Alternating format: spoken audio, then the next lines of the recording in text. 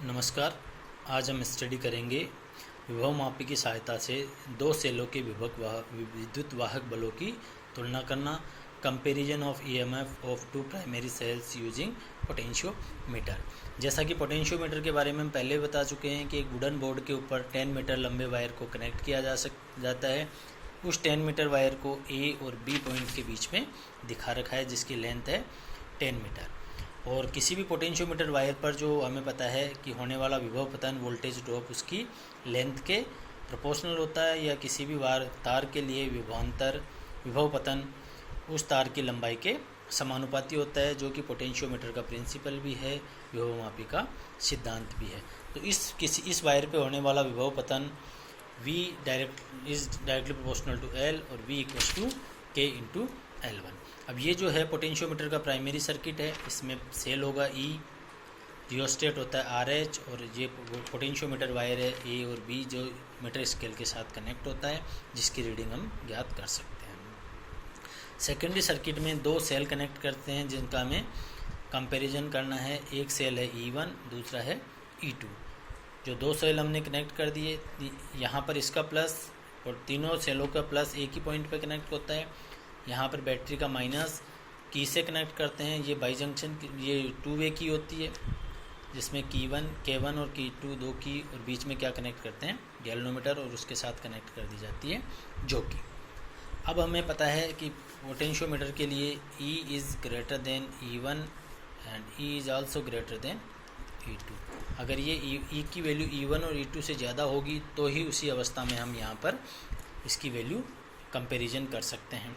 अब सबसे पहले E1 की वैल्यू कैसे निकालेंगे कि हमें जोकी को जब A पॉइंट पे कनेक्ट करेंगे तो इस गैल्वेनोमीटर में जो डिफ्लेक्शन है, करंट की जो डायरेक्शन है, B पर कनेक्ट करने पर उसके अपोजिट डायरेक्शन में आनी चाहिए। इसका मतलब A और B के बीच में जब करंट का डिफ्लेक्शन अपोजिट डायरेक्शन में है, तो जोकी को जब इस AB वायर पे स्लाइड करेंगे तो कहीं ना कहीं ऐसा पॉइंट होगा जहाँ पर गैल्वेनोमीटर से पास होने वाला करंट क्या हो जाएगा, 0, और उस कंडीशन में डिफ्लेक्शन 0 हो जाएगा, जिसको नल डिफ्लेक्शन कहेंगे।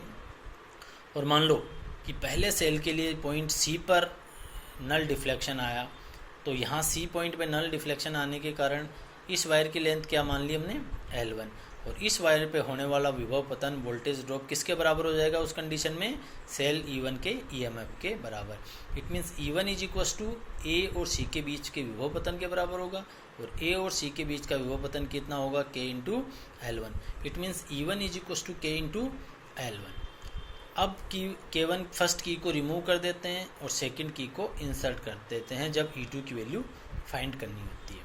और जैसे सेकंड की को इंसर्ट करते हैं, अब वही प्रोसेस रिपीट करते हैं कि जो की को पॉइंट A पे कनेक्ट करते हैं और पॉइंट B पे कनेक्ट करते हैं। दोनों पॉइंट पे कनेक्ट करने पर अगर डिफ्लेक्शन गैल्वेनोमीटर से अपोजिट डायरेक्शन में हो, तो उस कंडीशन में कहीं ना कहीं ऐसा पॉइंट होगा जहाँ पर डिफ्लेक्शन 0 हो जाए। तो जो की को इस AB वायर पे स्लाइड करते हैं, और मान लो पॉइंट D पर इस गैल्वेनोमीटर का डिफ्लेक्शन 0 हो गया। इट मीन्स उस कंडीशन में इस पोर्शन का वोल्टेज A और D पर विभव पतन के बराबर होगा, और A और D पर विभव पतन के बराबर होगा तो A और D का विभव पतन कितना होगा, क्योंकि विभव पतन किसी भी तार पर उसकी लंबाई के समानुपाती होता है। और मान लो A और D की जो लंबाई है वो है L2, तो यहाँ अब A और D के बीच का विभव पतन कितना होगा, K इंटू L2। तो यहाँ अब E2 किसके इक्वल हो जाएगा, K इंटू L2 के बराबर। इस प्रकार से विभव मापी की सहायता से E1 और E2 की वैल्यू L1 और L2 के फॉर्म में ज्ञात कर लेंगे। अब हमें कंपैरिजन करना है, तो E1 और E2 की वैल्यू कैसे कंपेयर करेंगे। E1 की वैल्यू K इंटू L1 हो गई, E2 की वैल्यू K इंटू L2 हो गया। तो E1 upon E2 equals to क्या हो जाएगा, K L1 upon K L2।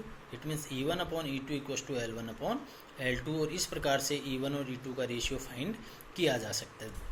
यहाँ इस इक्वेशन को देखने पर जो लगता है कि अगर E1 की वैल्यू ज़्यादा है तो उसके लिए जो एक बैलेंस कंडीशन में या जो नल डिफ्लेक्शन की कंडीशन में लेंथ होगी वो L1 ज़्यादा होगी और L2 कम होगी।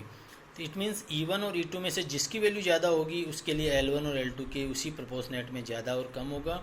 E1 ज़्यादा है तो L1 ज़्यादा होगी, और अगर E2 ज़्यादा है तो L2 ज़्यादा होगी। इस प्रकार से विभव मापी की सहायता से दो सेलों के विद्युत वाहक बलों का कंपैरिजन किया जाता है। Thank you.